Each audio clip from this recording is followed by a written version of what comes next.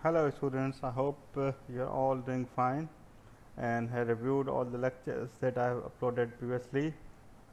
In this lecture, we are going to discuss about the design of FIR filters by windowing. This is a very important lecture because FIR filter probably is the most uh, used filter as far as the digital signal processing applications are concerned, and it has very wide variety of applications. So this topic is extremely important to understand. In previous lecture, I gave you an introduction of digital filters, and then some introduction of FIR filter, its fundamentals, what FIR filter is, what is its mathematical model, and also gave you some introduction of the design methods. One of the methods that is used that we are going to discuss in this lecture as well. That method is called Fourier transform method, or it is most popularly known as windowing, in which we use different kind of windows to truncate the impulse response of the filter to make. So first I am going to spend some slides on the review of previous lecture in which we designed the low pass FIR filter. So design of low pass FIR filter using rectangular window function start with the desired frequency response, which is represented as HD of omega. So first thing that you do is to determine the mathematical representation of the required filter in ideal form. If you want to design a low pass filter, then this is how the ideal low pass filter's mathematical model look like. It has magnitude 1 as long as the frequency is between the cutoff frequency, and when the frequency is greater than cutoff frequency, it reads 0. So it has flat response when the frequency is less than cutoff frequency, and after cutoff frequency it is abruptly 0. It doesn't have any, it attenuates completely the input signal. So this kind of response is called brick wall response, and of course it is ideal. The real filter should look like the ideal response as much as possible.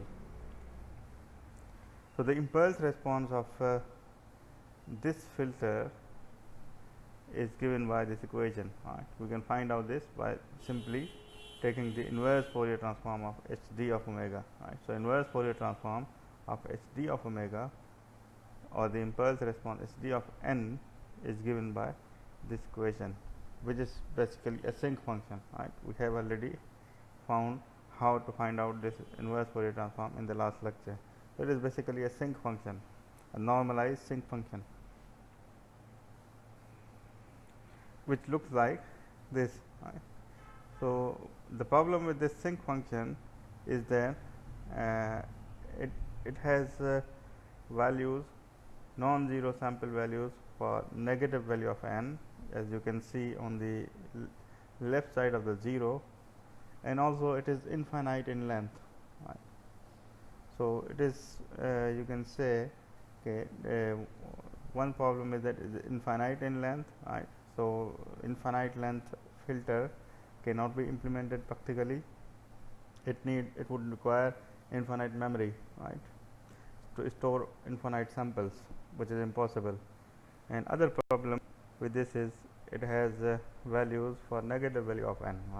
It means it would require foreknowledge, a future knowledge, which is not possible in real time. So it is non-causal, in other words. So therefore, because of this reason, it cannot be implemented practically. So ideal filter cannot be implemented practically. So what we need to do is we need to first make it causal as well as finite in length, so that we can implement it practically. So In order to do so, we need to clip the impulse response Sd of n at some large value of n, let's say m, right. So n should be less than equal to m, and it should be 0 otherwise, right. So in that way we will be able to limit or limit the impulse response, number of samples in the impulse response, right. Now the number of samples would be m, but obviously still it has samples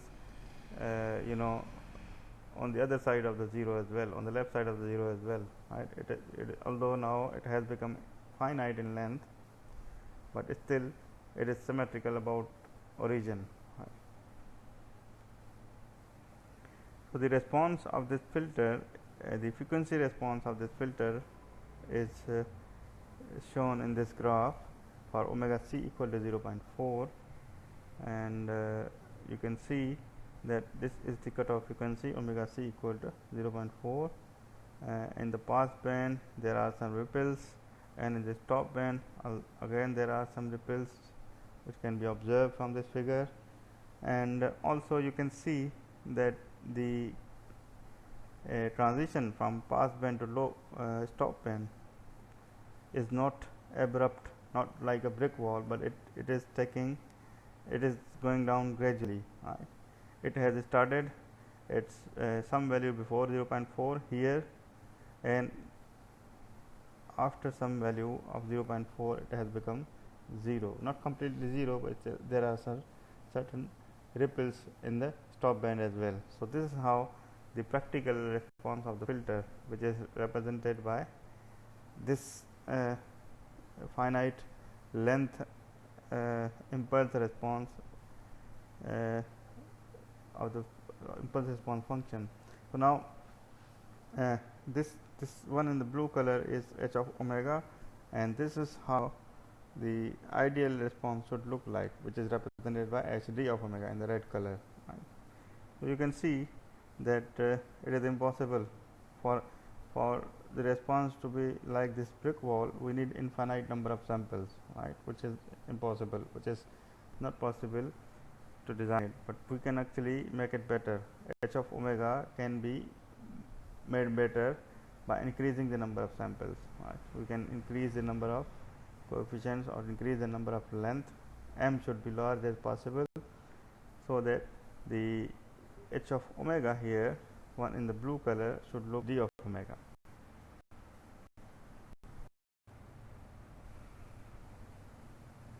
Right, so the truncation is just multiplication by rectangular window function WR of n.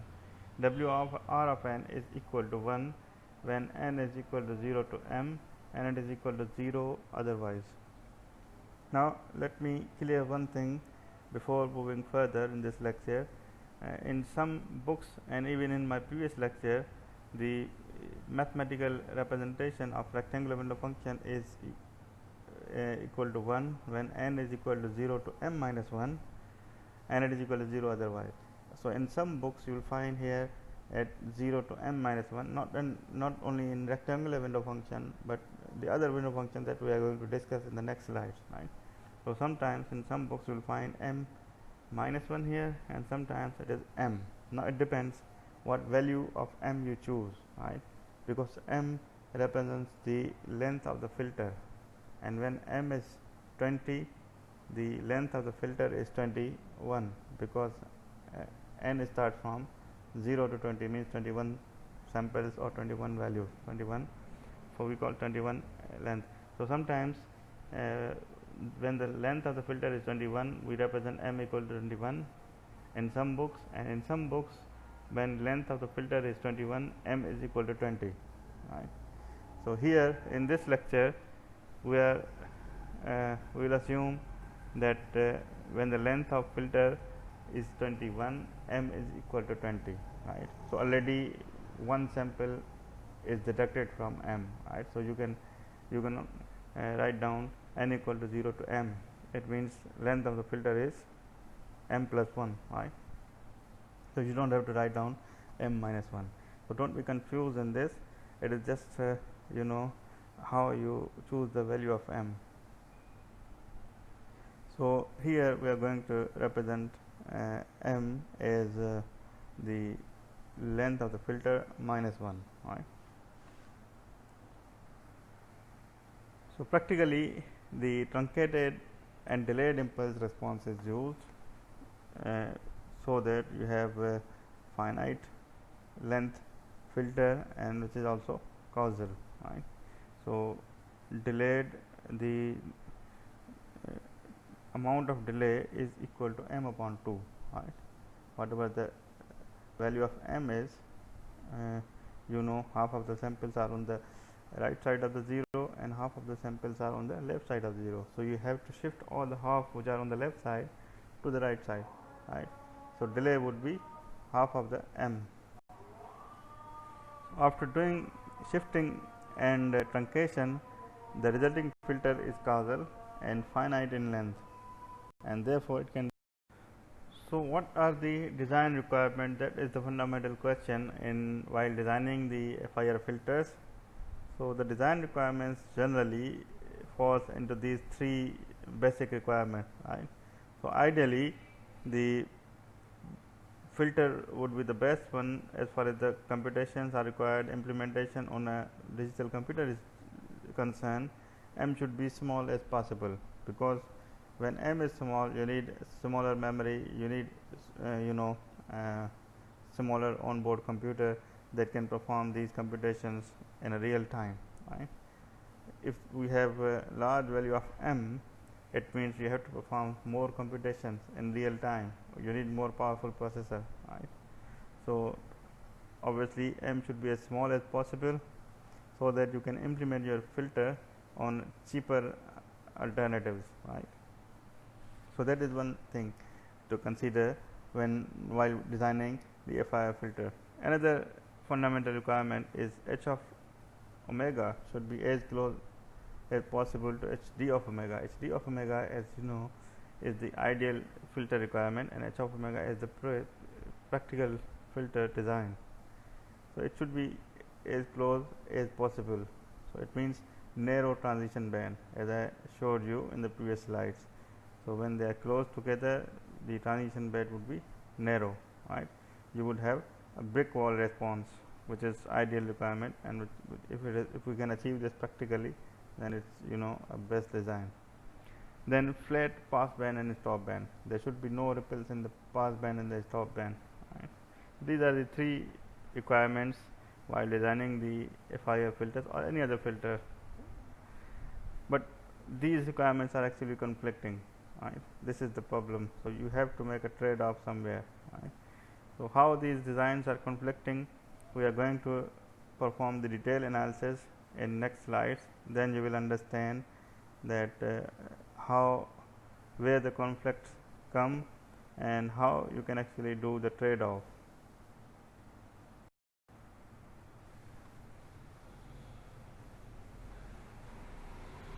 Now as m is increased, which is the dimension of the window or the length of the filter, right. So as m is increased, transition band gets narrower, but the ripples remain. I am talking about when we are using rectangular window for truncation.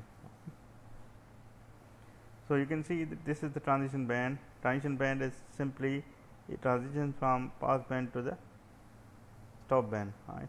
But it's not like a brick wall.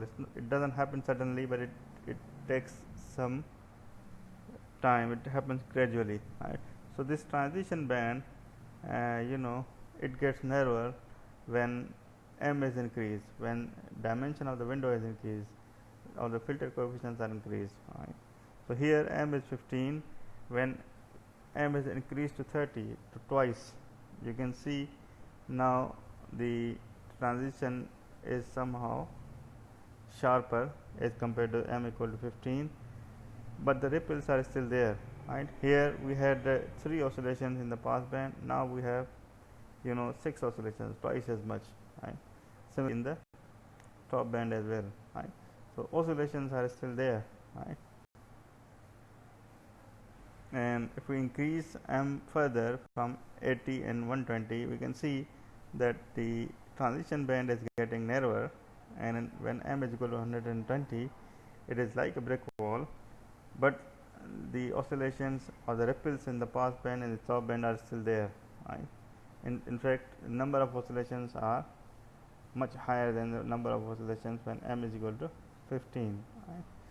So we can say that as m is increased, the transition bands get narrower, but the ripples are still there. The ripples are increasing in number, right? Increasing in their width is decreasing, and probably their peak value is same, but the number of ripples are increasing, right? So increasing m the ripple problem, it is solving the transition problem. And let's see what happens to the magnitude response of the rectangular window function, right? So this figure shows the Fourier transform of the rectangular window. You know that Fourier transform of the rectangular pulse or rectangular function is a sinc function, right? So this figure shows the magnitude response of the Fourier transform or the magnitude of the Fourier transform of rectangular window function, right? So this on the x-axis we have normalized frequency, and we have magnitude on the y-axis, and you can see that we have a sinc type of graph. And now in this graph we have one main lobe, which is this one, which appears at 0, and the width of the main lobe is directly dependent on value of m, right? And we have a side lobe, in fact series of side lobes, but the first side lobe is the highest in peak, right? So we call this peak side lobe. So we have main lobe and we have side lobes, right? So width of the main lobe is dependent on m equal m, and peak side lobe that would depend upon value of other parameters, right, that we are going to discuss. So here you need to understand that this one is the main lobe, and width of the main lobe here directly depends upon m, and we have side lobes, and the first side lobe is basically has the highest peak. So when m is increased, you can see the width of the main lobe is decreasing, right? Width of the main lobe has decreased significantly, but the side lobes are still there, right? In fact, their peak and number of side lobes has increased as m is increased, right?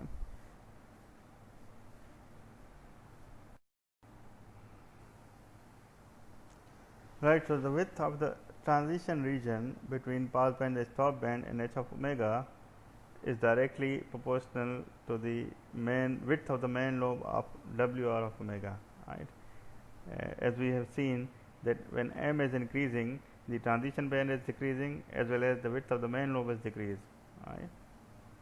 So the transition band directly depends upon the width of the main lobe in the frequency response or the magnitude response of the window function, right? Whether it is rectangular or other window functions that we are going to discuss in next slides. So for now we are only discussing our all this discussion based on the rectangular window function, and this would also apply for the other window functions as well. So the first thing is that the width of the transition region is basically dependent on the width of the main lobe of WR of omega, and both depends upon the value of m. As m is increased, the width of the main lobe decreases and the transition band decreases, right? The ripple in the pass band and stop band is dependent on the area under the side lobes, right? So the ripples in the pass band and the stop band is dependent on the area under the side lobes, right? And we have seen in the previous slides that the side lobes are not going anywhere, whatever the value of m we choose, right? They are always there. So for the rectangular window function, that the width of the main lobe decreases as m increases, but the area under the side lobes remains same. So side lobes are always there, whether we increase m or we keep m same, for high values of m or for lower values of m. Therefore, we have seen in the frequency response of the filter in the previous slide that we increased m, the transition band decreased, but the ripples were still there, right? Because side lobes are not going any, they remain unaffected. The area under the side lobes remains same, whatever the value of m we choose. Therefore, the ripples would always be there, but the transition band is decreased when m is increased. So, what is the problem? The problem with this window function is sharp discontinuity in rectangular window. Because it is sharp discontinuity, it is a brick, like a brick wall, right? It is like an ideal response, and because of this sharp truncation, we have oscillations in the pass band and the stop band, which is called the Gibbs phenomena. So, in conclusion, we can say that when we use rectangular window function, there will always be oscillations in the pass band and stop band, right? And but by choosing m wisely, we can actually make the transition band smaller as possible. So, what is the solution of this ripples? The solution for the transition band is that choose higher value of m, right? But as long as we are using window function, we cannot get rid. So, in order to get these of ripples, we probably need another window function. So, let me just clarify using the example 1 that we solved in last lecture, in which we designed low pass filter having cutoff frequency 0.4 pi with rectangular window function, right? This was the impulse response, right? This impulse response is truncated as well as shifted m upon 2 units on the right, or delayed m upon 2 units, right? So, now in this frequency response, we have m equal to 21, then m equal to 100. So, m equal to 21, you can see one in the blue color, we have oscillations in the pass band as well as we have oscillations in the stop band, and the transition is, it starts before 0.4 and ends after 0.4. But when m is 100, the oscillations are still there, but the transition now is somehow like a brick wall, right? So, increasing the value of m has only solved the problem of transition band using rectangular window functions. So, the oscillations are still there. Now, so what is the solution for these oscillations? Choose another window function, right? Because rectangular window function has a sharp discontinuity, right?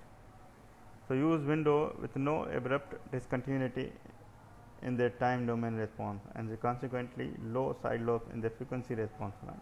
When we have low, we do not have any abrupt discontinuity in the time domain, then in frequency domain there won't be side lobes, right?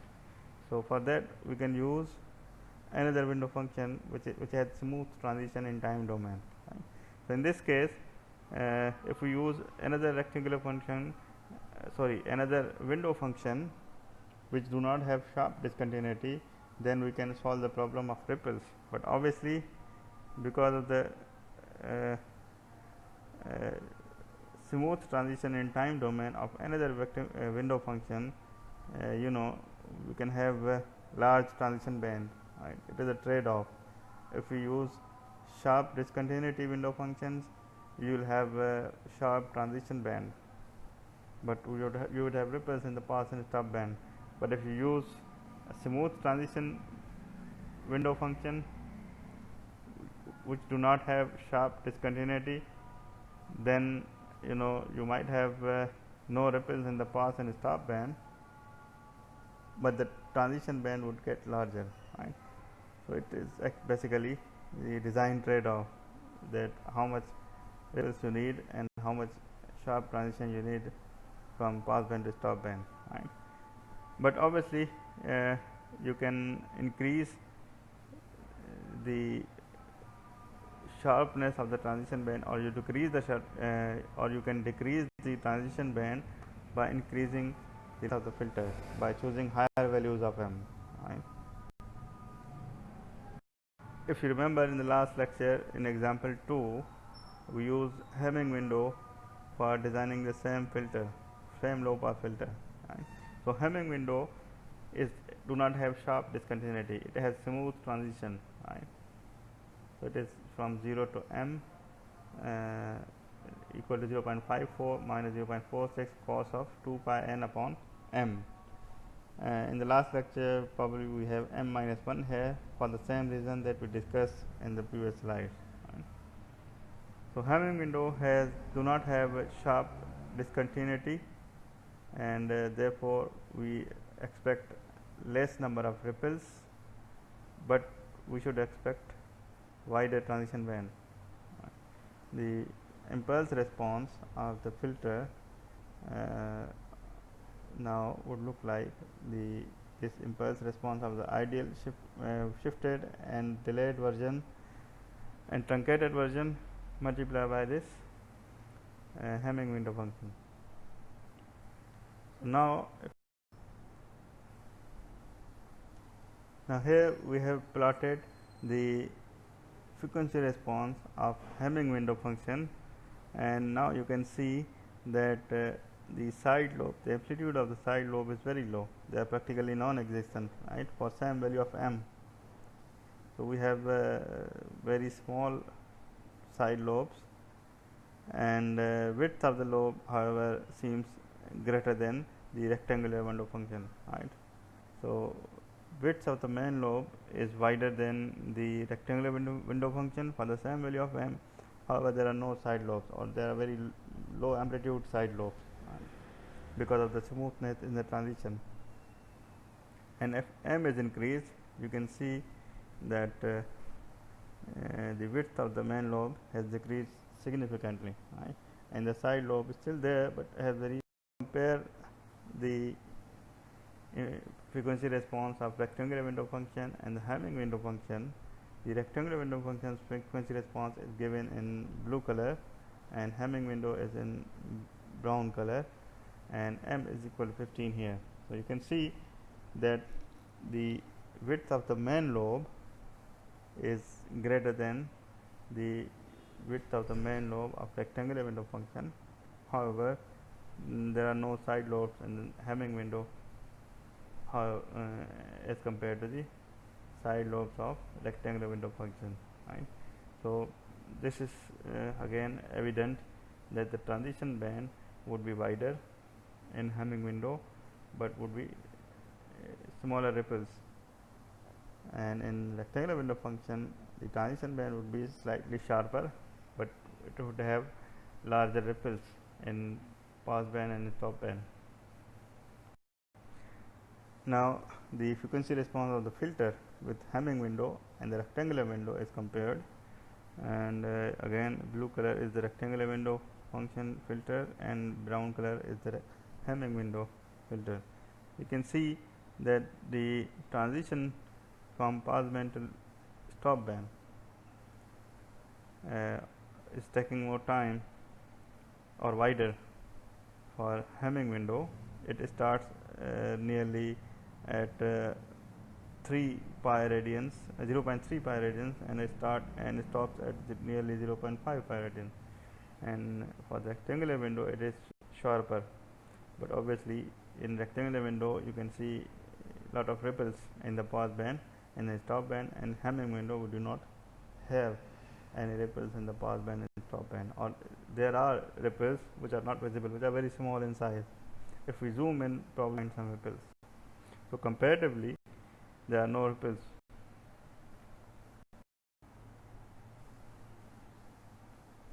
So if we increase the number of coefficients or increase the length of the filter, we can have sharper transition band.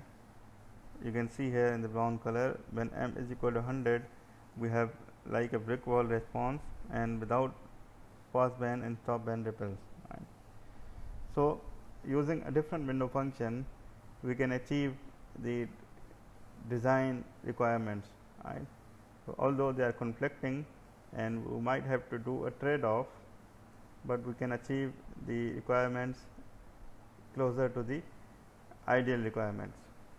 And obviously there are other design constraints involved when you are designing for any practical system. right? When we are designing only theoretically, we will be worried about the ripples and the transition band, but when we are designing for any practical system, then you have to keep in mind that in which application you are going to implement this, what is the digital computer that is used, and what is the environment, real time environment. Maybe the input signal is changing very quickly, right? So if you have large number of coefficients in the filter, probably will be delay in real time, which is not suitable, right? So there are many design constraints when it comes to the practical realization, but as far as the theoretical realization is concerned, we are only worried about the ripple. Now specifications necessary for window design method. What are those specifications that we need to keep in mind, right? In order to understand those specifications, we need to understand this figure, we need to understand this graph. This graph actually represents the frequency response of the filter, the low pass filter, as a general model, and obviously the low pass filter can be converted into high pass band pass and band stop. So we start our study, or we start as a with the low pass filter as a model, and then same theory can be applied to other filters as well.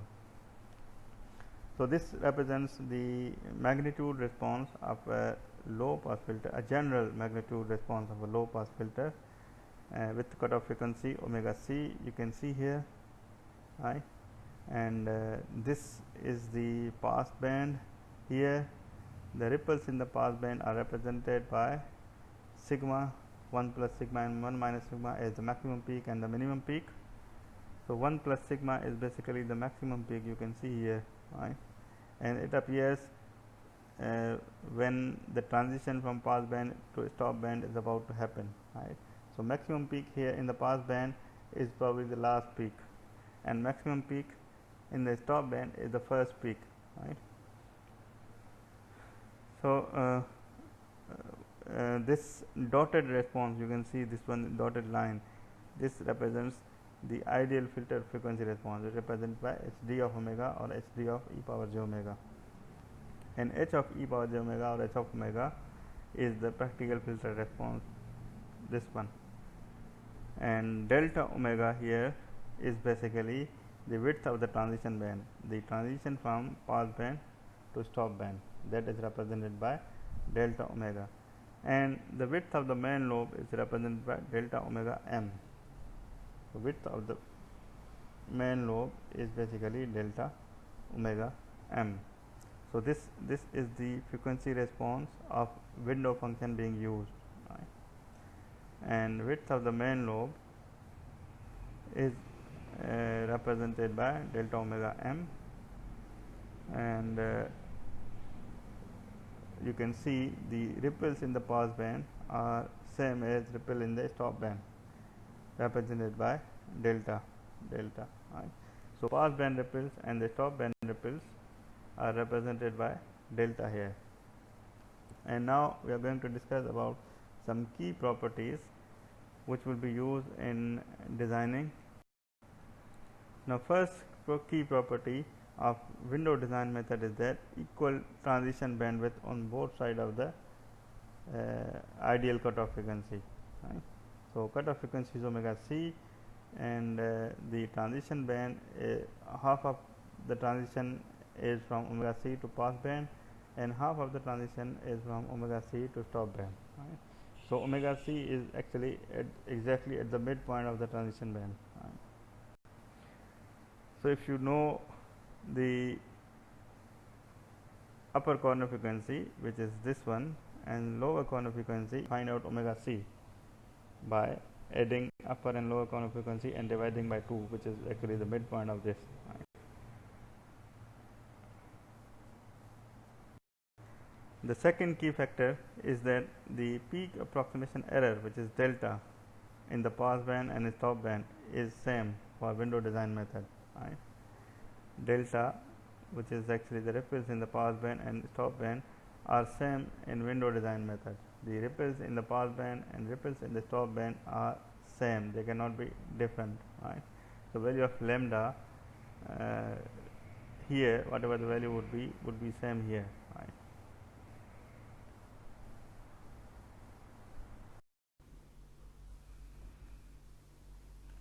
So the third key property of window design method is that the distance between the maximum peak in the passband to the maximum peak in the stopband is approximately equal to the width of the main lobe, which is delta omega m, right? So peak approximation error here in the passband and the peak approximation error in the stopband, the distance between these 2 points is approximately equal to the width of the main lobe, which is delta omega. Fourth key property is the width of the main lobe is slightly wider than the transition bandwidth.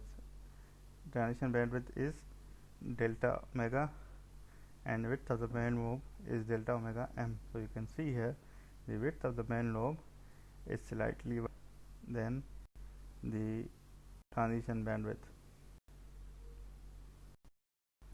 And fifth and the final key property is that peak approximation error, which is represented by delta, is determined by the window shape.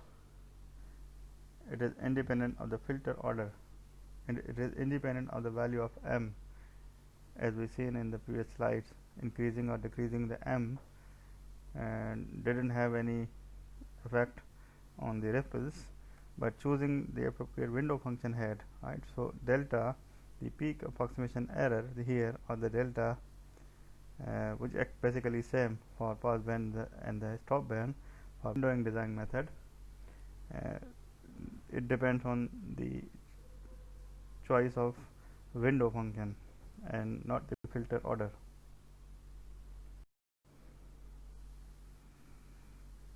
So the passband and stopband ripples are often expressed in decibel, and because the magnitude response of the filter is also often represented in decibel. So the passband ripples in decibel are computed using this equation: 20 log of 1 plus delta p, which is passband ripple, and stopband attenuation is basically minus 20 log of delta s, which is stopband peak value. Right. In windowing design method, you should keep in mind that delta p is equal to delta s. It is always equal to, because we choose same window, which is applicable to the passband and the stopband as well. So the peak value in passband, peak error in the passband as well as in the